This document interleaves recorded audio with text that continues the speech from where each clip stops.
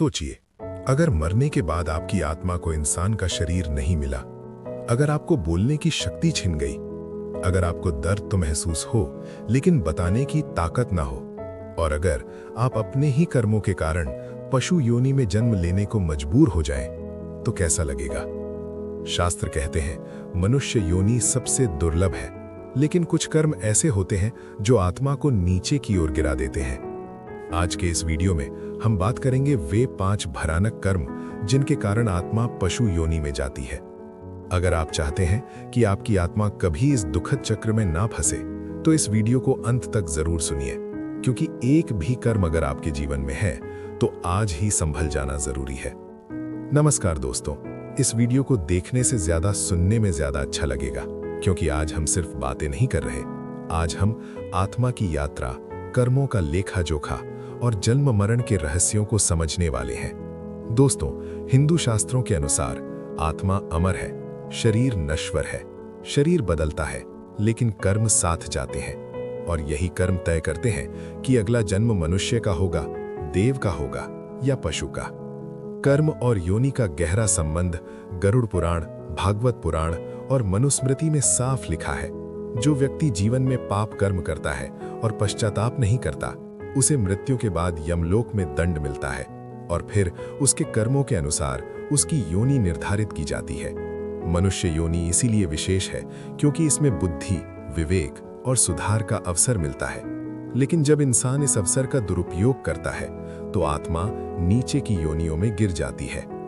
कर्म नंबर 1, माता पिता का अपमान और सेवा ना करना।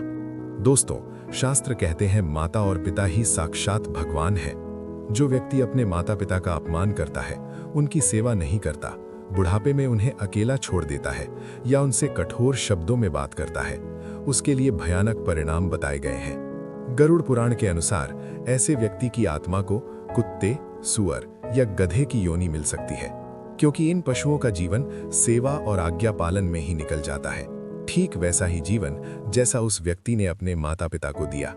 याद रखिए, जो अपने जन्म देने वालों का सम्मान नहीं करता, वो मनुष्य कहलाने योग्य नहीं रहता।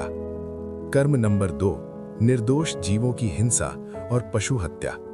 दोस्तों, जो व्यक्ति बिना कारण पशु पक्षियों को मारता है, शिकार का आनंद लेता है या केवल स्वाद के लिए निर्दोष जीवों की हत्या करता है, उसकी आत्मा पर भारी पाप चढ़ता है। शास्त्र कहते हैं जो जैसा करता है वैसा ही बनता है। जो दूसरों को पीड़ा देता है, उसे वही पीड़ा भोगनी पड़ती है। इसलिए ऐसे व्यक्ति को अगले जन्म में हिंसक पशु या डरपोक जीव की योनि मिलती है, जहां वो स्वयं डर और पीड़ा में जीता है।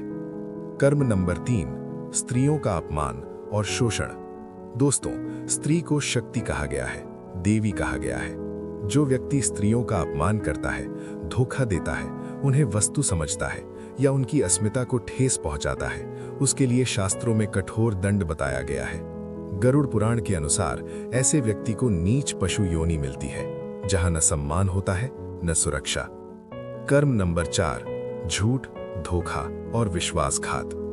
दोस्तों, झूठ बोलना, धोखा देना और विश्वास तोड़ना आत्मा को अंदर से खोखला कर देता है।